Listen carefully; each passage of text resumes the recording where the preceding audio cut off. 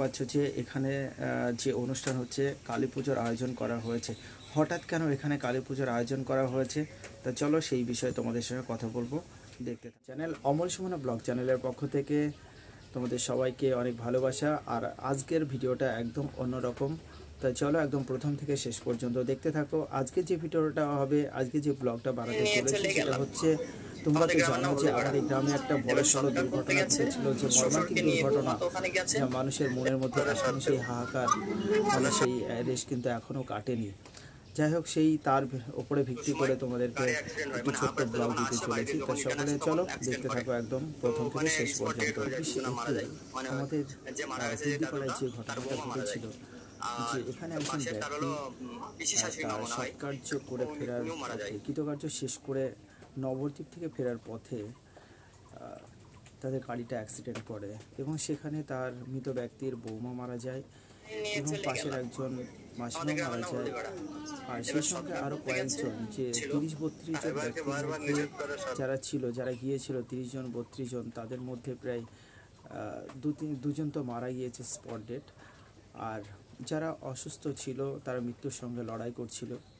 কিন্তু যারা মৃত্যুর সঙ্গে লড়াই করছিল তাদের মধ্যেও আরেকজন মারা যায়, আমাদের বাজারের উত্তম কাকা, তিনিও মারা যায়। তো যাই হোক, এবার আমাদের গ্রাম থেকে এটা ঠিক করা হয়েছে, ওই ঘটনা ঘটার পর থেকে অনেকেই কিন্তু এরকমভাবে দুর্ঘটনাগ্রস্ত হয়েছে। তো কী থেকে কি হচ্ছে মানুষের, মানে এত দুর্ঘটনা কেন? মানে হলদিপাড়া গ্রামে এই ধরনের দুর্ঘটনা কখনোই ঘটেনি, কিন্তু এই যে পরপর দুর্ঘটনাগুলো ঘটছে, তাই প্রত্যেকের মনে কিন্তু একটা বিশ্বাস, যে প্রত্যেকের বিশ্বাসে যে এরকমভাবে আমাদের গ্রামে যদি এরকমভাবে রক্ষাকালীর পুজো করা হয়, তাহলে কিন্তু আমাদের এই সমস্ত যে কি কোনো মানে কি কুদৃষ্টি কি গ্রামের উপরে পড়েছে কিনা, সেসব থেকে হয়তো রক্ষা পাওয়া যাবে। যাই হোক, প্রত্যেকের উদ্যোগে, বিশ্বাসে, কথায় আছে না, বিশ্বাসে মেলায় বস্তু তর্কে বহুদূর। দেখো, কখন কি থেকে কি হয়ে যায় মানুষ সেটা জানে না, কিন্তু তবু একজনের ওপরে বিশ্বাস করতে হয়, সেটা হচ্ছে ভগবানের ওপরে। তার কাছে আমরা সবাই ক্ষুদ্র, তাই তাকে আরাধনা করলে কিছু না কিছু ফল তো পাওয়া যাবেই। আর সেই বিশ্বাস নিয়েই কিন্তু আজকে মায়ের আরাধনা, আজ গ্রামে সেই অনুষ্ঠানটা করা হচ্ছে। তাই চলো দেখে আসি।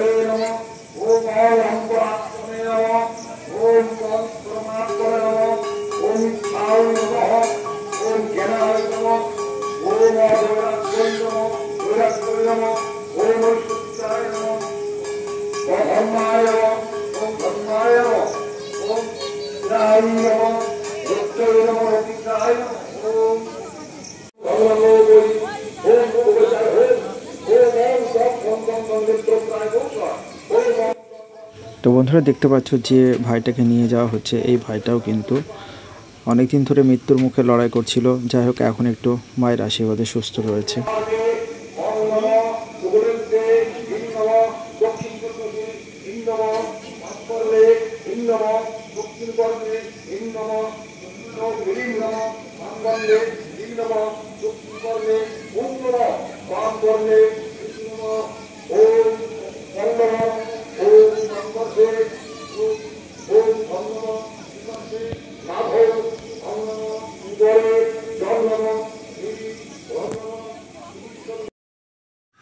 যে দুর্ঘটনা, কিছু তরতাজা প্রাণ অকালে তারা চলে গেল।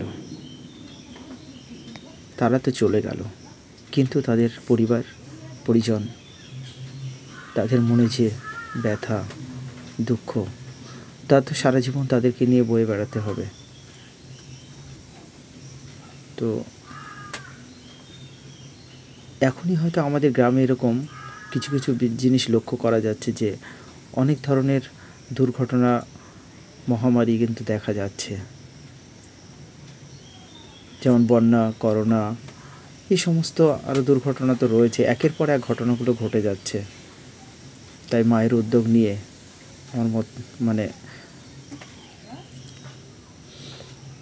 মায়ের আরাধনা করে যদি সেই সমস্ত থেকে আমরা রক্ষা পাই, এর থেকে ভালো আর কি হতে পারে। আমরা তো আশা রাখবই, তোমরাও প্রত্যেকে আশা রেখো মা যাতে সকলকে মঙ্গল করেন। 2000 সালে যখন আমাদের এখানে বন্যা হয়েছিল, সমস্ত গ্রাম ভেসে গিয়েছিল, তখন কিন্তু মানুষ, সারা দেশের মানুষ এসে একটা জায়গায় আশ্রয় নিয়েছিল, যে পাশে যে উঁচু ভিটেটা রয়েছে বিষ্ণুমণ্ডলের ভিটে, সেখানে কিন্তু মানুষ আশ্রয় নিয়েছিল। এবং আশ্রয় নেওয়ার পর থেকে মানুষের মনের মধ্যে কিন্তু একটা উদ্যোগ জেগেছিল যে আমরা আজ এখানে বন্যার হাত থেকে আজ নিজেদের জীবন বাঁচাতে পেরেছি, এই ভিটের উপর এসে এখানে আমরা গঙ্গা পুজো করব। ঠিক সেরকমভাবেই কিন্তু আজ যেখানে অনুষ্ঠান হতে চলেছে এই মায়ের আরাধনা, রক্ষাকালী মায়ের পুজো। তো যাই হোক, মা যাতে সকলের মঙ্গল করে সেটাই আশা রাখবো।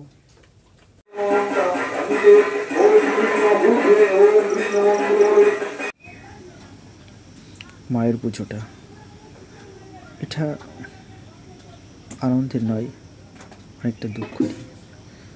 তাই মায়ের কাছে একটাই প্রার্থনা, তুমি রক্ষা করো মা, তুমি একমাত্র আমাদের ভরসা, তুমি রক্ষা করো, তোমার সন্তান আমরা, তুমিই রক্ষা করো। তো বন্ধুরা, ব্লগটা যদি ভালো লাগে তাহলে সবার মধ্যে একটু শেয়ার করে দিও, আর সকলে ভালো থেকো, সুস্থ থেকো।